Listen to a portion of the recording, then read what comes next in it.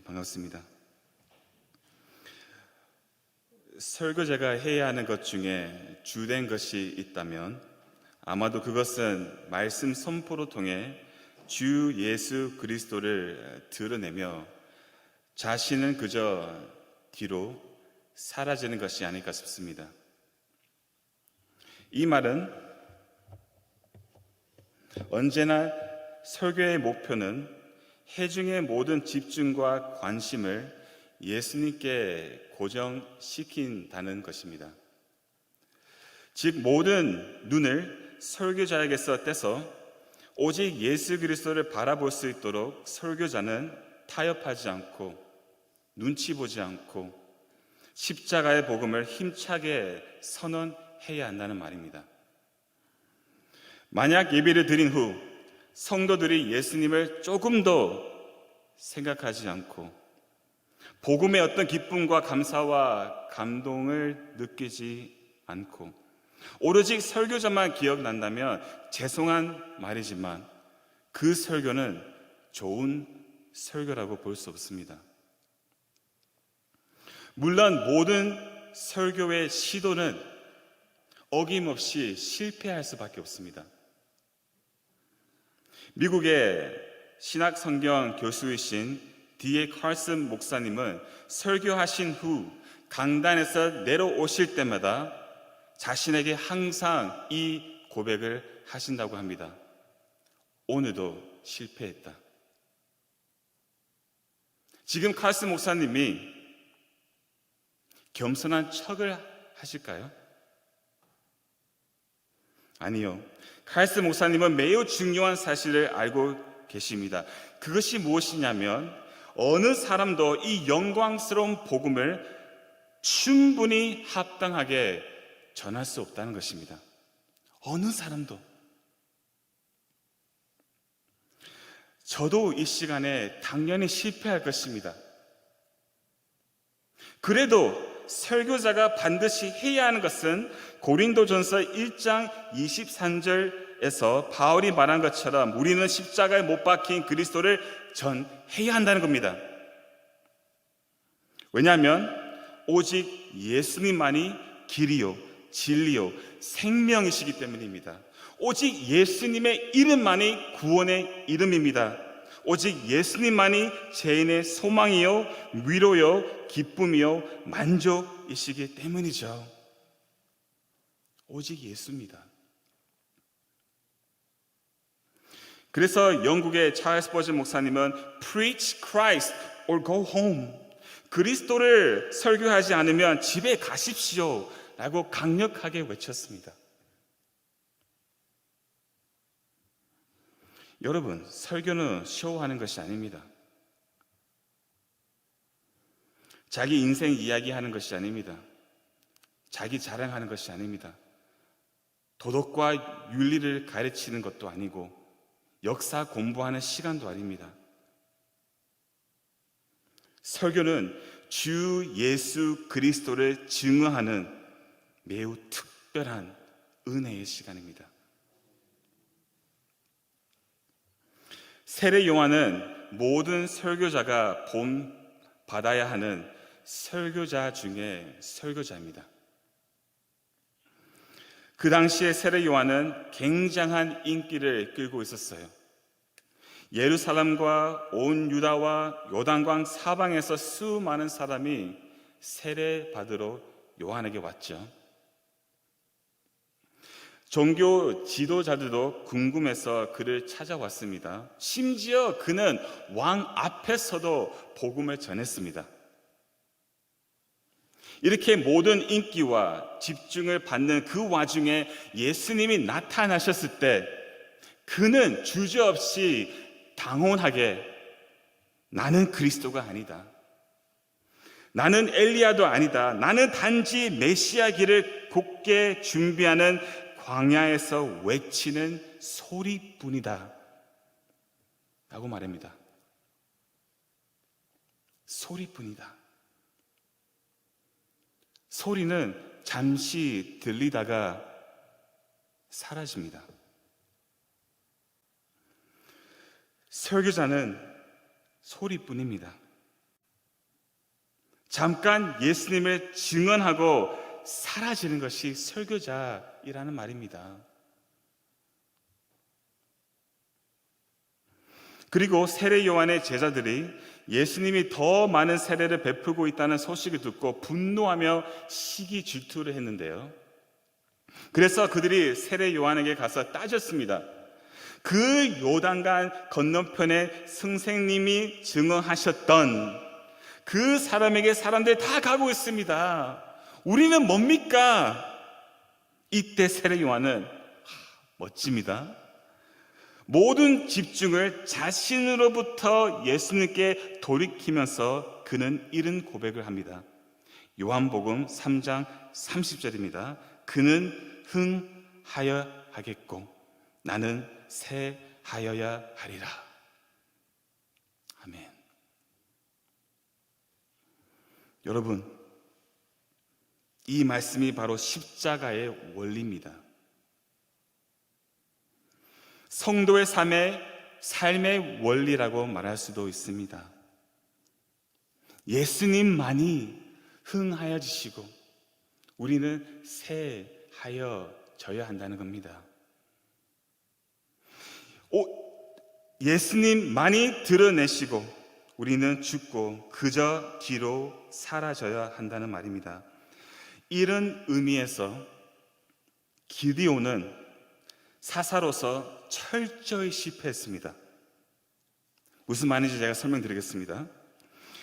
기드온은 처음부터 겁쟁이였죠. 그는 용사가 전혀 아니었습니다. 참 용사하신 하나님께서 이 연약하고 겁이 많고 의심과 욕심이 많은 기드온을 통하여 그 거대한 미디안을 친히 물리치셨습니다. 하나님께서 하셨습니다. 그런데 매우 심각하고 황당한 문제가 발생합니다. 다 같이 8절 말씀 볼게요. 8장 22절 말씀을 보겠습니다.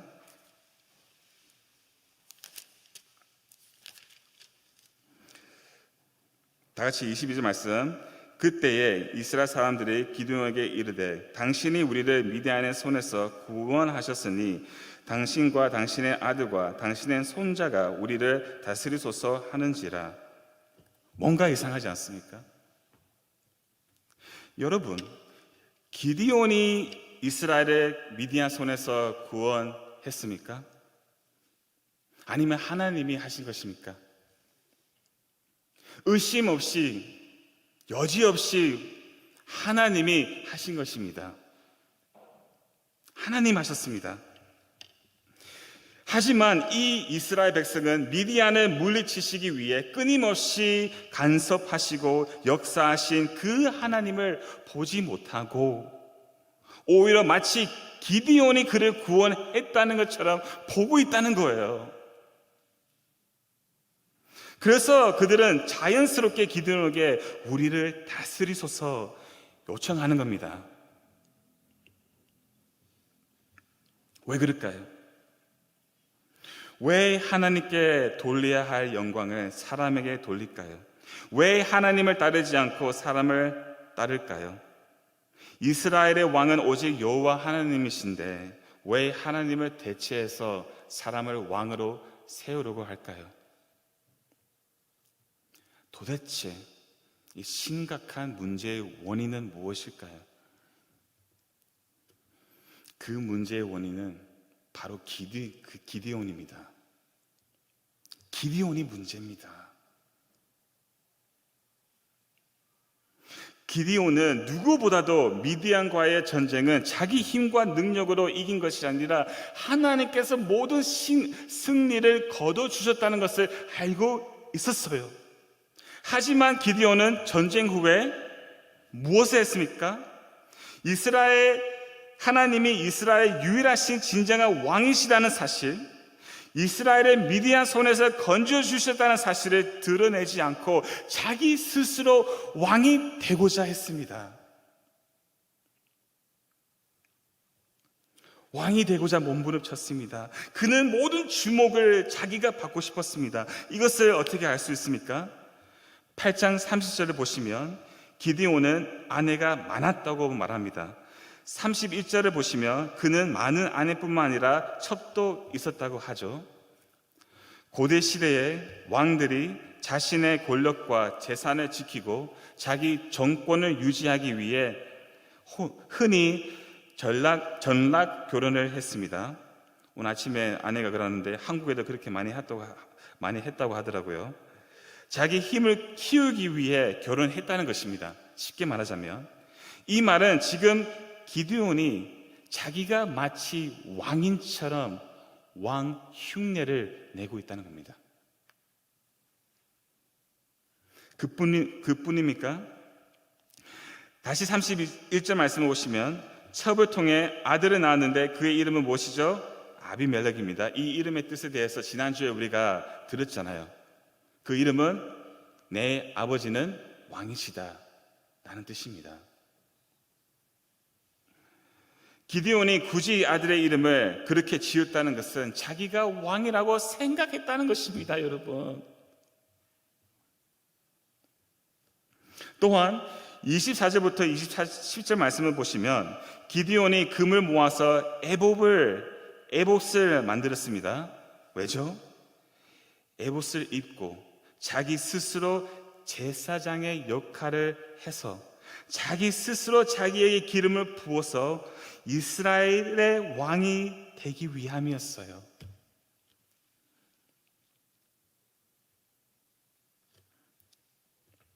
즉 자기가 왕이 되는 데에 자기가 제사장으로 이바지를 했다는 말입니다. 다시 말씀드리지만 기드온은 하나님을 드러내는 것에 철저히 실패했습니다. 하나님을 드러내는 것보다 자신을 드러내는 것에 난리쳤습니다. 그런데 더 심각한 문제가 이겁니다. 다 같이 8장 33절과 34절의 말씀 읽겠습니다.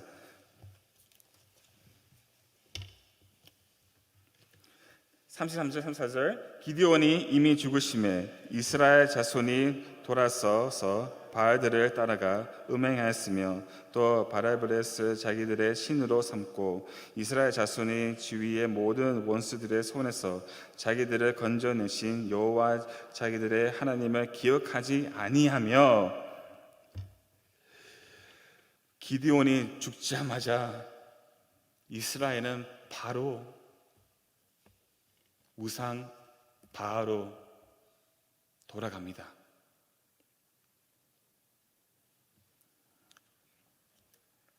그리고 하나님을 그들의 기억 속에서 지워버립니다.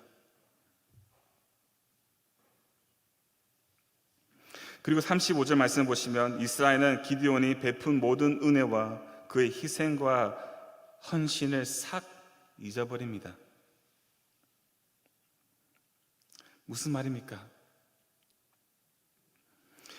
기드온이 살아있는 동안 이스라엘은 하나님에 관한 관심이 전혀 없었다는 것입니다, 여러분. 이스라엘 백성을 기드온을 따랐지 하나님이 따르지 않았다는 것입니다.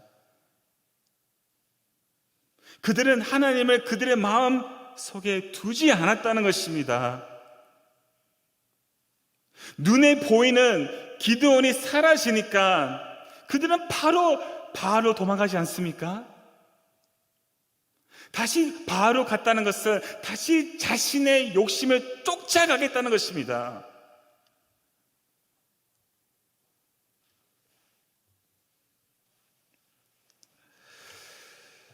여러분, 오늘 첫 포인트인데 눈에 보이는 지도자를 따르고 하나님을 따르지 않는 자의 끝은 인간의 욕심만 남게 됩니다. 인간을 따르게 되면 그 끝은 인간의 욕심만 남게 됩니다.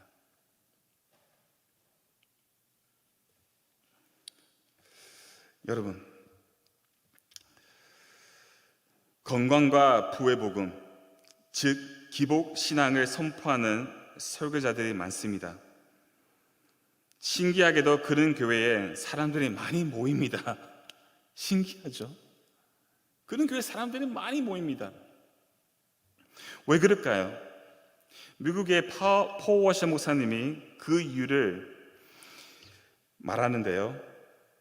회중이 설교자가 선포하는 그 세상적인 복을 자신도 원하기 때문에 그 자리에 앉아서 그런 잘못된 설교를 듣고 있다 하고 말합니다. 설교자의 욕심, 그 욕심을 선포하는 그 설교자의 말씀을 듣고 있는 그 회중도 똑같은 욕심을 갖고 있다는 것입니다.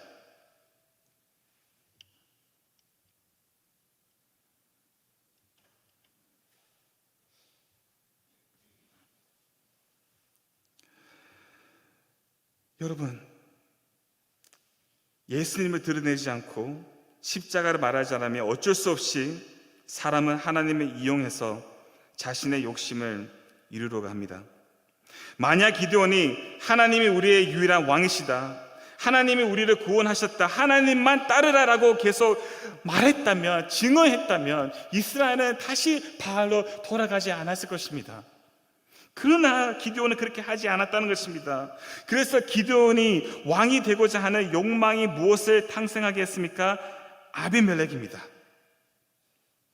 그 욕망의 산물이 자기 아들 아비멜렉입니다. 아비멜렉이 아버지의 욕망을 따르고 왕이 되고자 합니다. 그것이 사사기의 9장 말 내용이죠.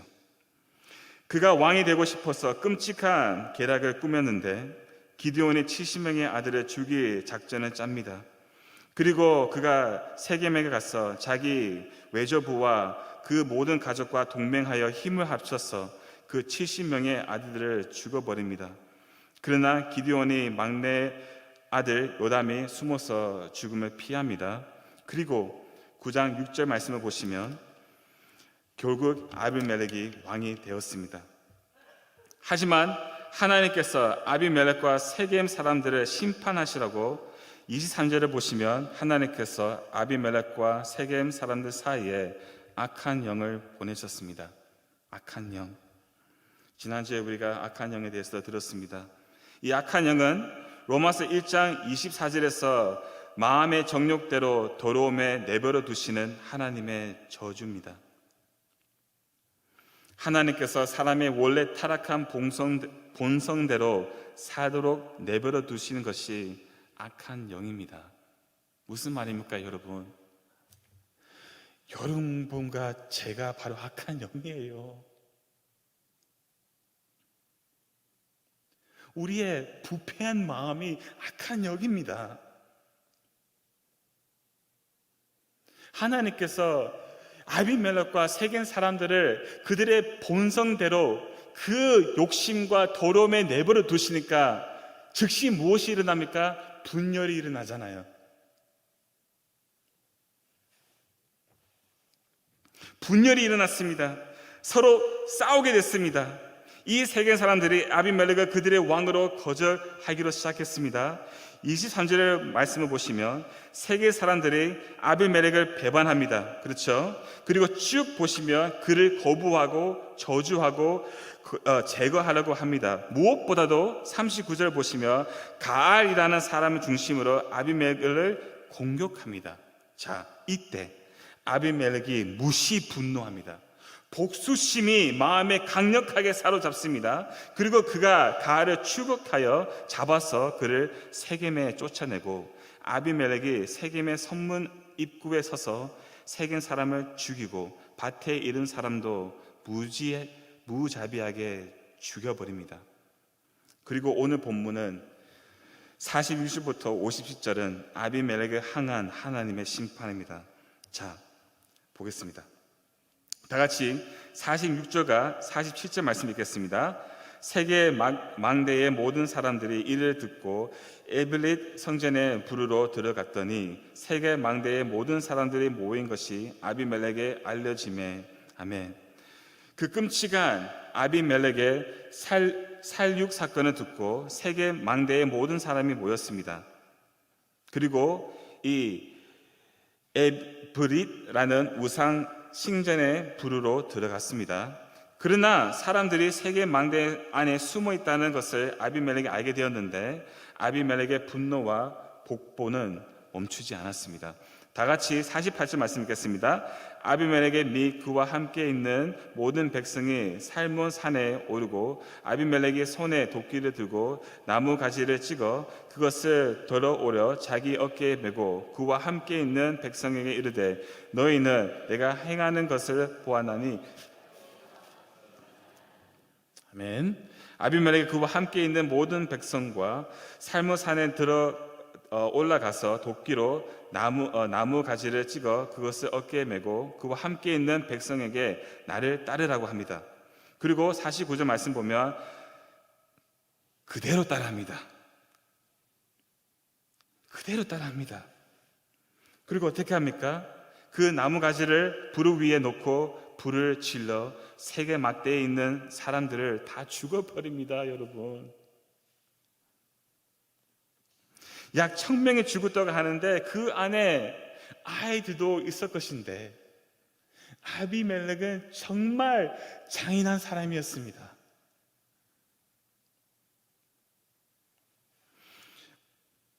다 같이 50절과 51절 말씀 읽겠습니다. 아비멜렉이 데메세에 가서 데메세에 맞아서 치고 그것을 점령하였더니 성읍 중에 견고한 막대가 있으므로 그 성읍 백성의 남녀가 모두 그리로 도망하여 들어가서 문을 잠그고 막대 꼭대기로 올라간지라. 아멘. 놀랍지 않습니까? 아비멜렉은 복수에 미쳐 있었습니다. 세겜에 가까이 있는 데베세에 가서 그 성읍을 점령해버리고 그 성읍 백성이 아비멜렉을 피하려고 막대 꼭대기에 올라갔지만 어떻게 합니까? 아비멜렉은 52절 말씀 보면 그 망대를 공격하고 불살이려고 합니다. 53절 말씀 함께 읽겠습니다. 한 여인이 맷돌 윗짝을 아비멜렉의 머리 위에 내려 던져 그의 두께골을 깨트리니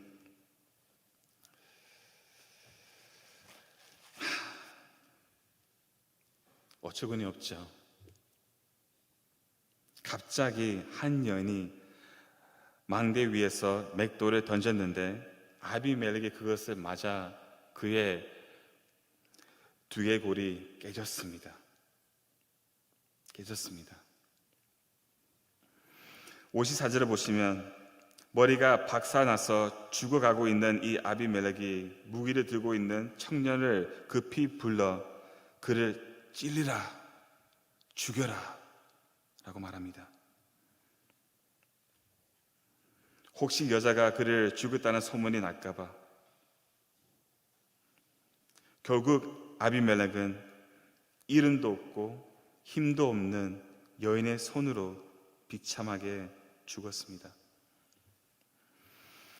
55절 말씀을 보면 이스라엘 사람들이 아비멜렉이 죽은 것을 보고 각각 자기 처소로 떠나갔더라. 이것이 마지막 포인트입니다. 제가 이것을 말씀드리고 싶습니다. 이스라엘 백성들이 아비멜렉을 열심히 충성을 다해 따랐습니다. 그가 내린 명령을 다 지켰습니다. 그러나 눈에 보이는 사람을 따르고 하나님을 따르지 않는 자의 끝은 무엇입니까?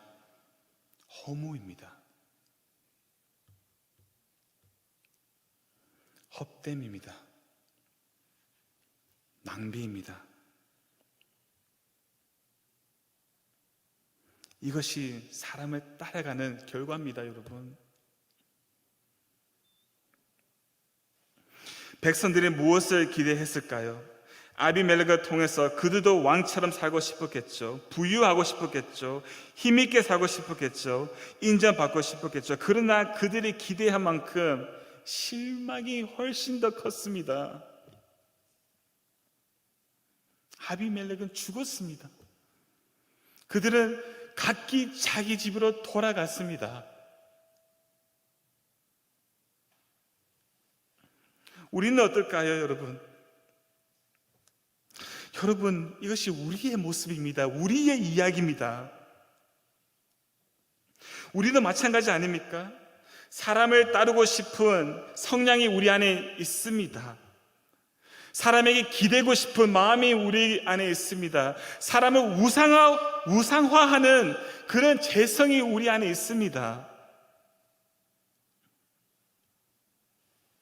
어쩔 수 없는 인간의 연약함입니다.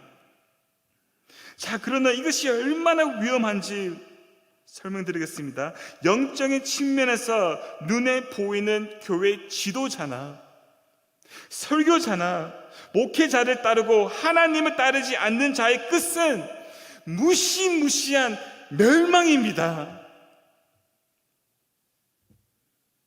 영원한 죽음입니다. 교회에서는 사람을 따르는 것이 아니라 주 예수 그리스도를 따라가야 합니다, 여러분.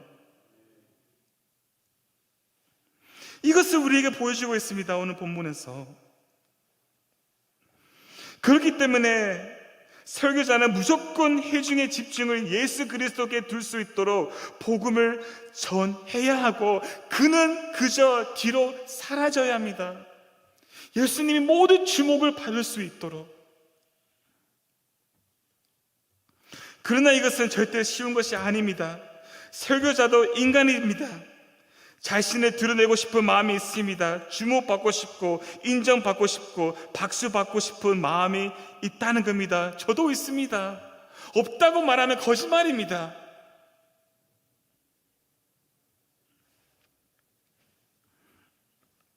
여러분, 교회에서 사람에게 집중하지 마십시오. 사람을 보지 마십시오. 자, 여러분, 설교자는 하나님께서 잠시 사용하시다가 버리시는 도구뿐이에요. 이것을 아셔야 됩니다. 여러분, 거듭나지 못한 설교자가 있을까요? 있을 수가 있습니다. 그러나 아십니까? 하나님은 거듭나지 못한 설교자를 통해서도 회중에게 은혜를 끼칠 수도 있고 변화시킬 수도 있고 구원하실 수 있다는 것입니다. 무슨 말이냐면 설교자는 껍데기뿐이라는 겁니다. 하나님이 하시는 것입니다.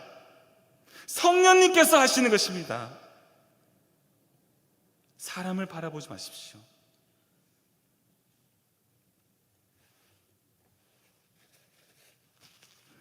우리는 아비멜렉처럼 우리가 그 요담의 그 예언의 말씀처럼 우리도 가시나무입니다. 가시나무입니다. 왕이 될 기회가 생기면 치고 올라갈 수 있는 교만한 사람들입니다.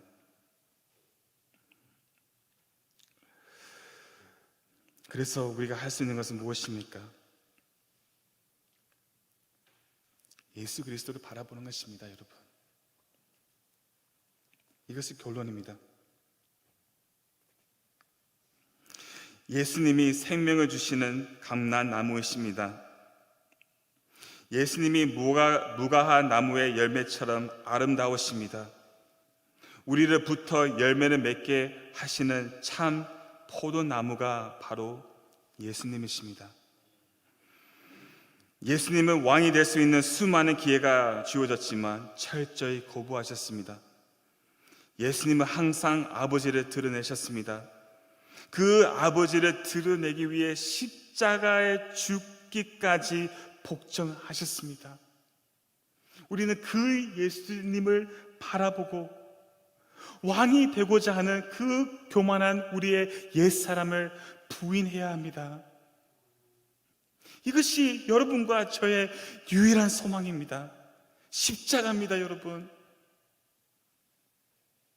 그래서 우리는 언제나 어디에서나 주 예수 그리스도를 믿음으로 바라보고 내가 그리스도와 함께 십자가에 못 박혀 죽었다는 사실을 기억하며 예수님만 따르고 오직 예수님만을 드러내는 우리 모두가 되기를 소망합니다. 아멘. 잠깐 기도하겠습니다.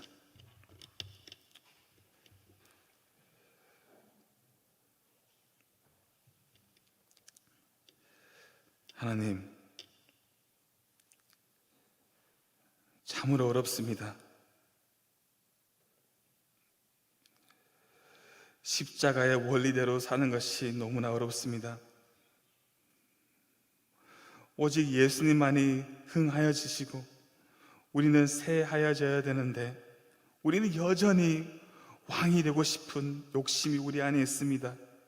오 하나님, 우리를 불쌍히 여겨주셔서 성령님께서 우리 마음 가운데 역사하셔서 매 순간 날마다 그리스도와 함께 죽었다는 이 놀라운 복음의 비밀을 믿음으로 바라보며 항상 나를 부인하며 예수님만 드러내며 예수님이 전부 되는 인생을 살 수 있도록 주님 도와주시옵소서.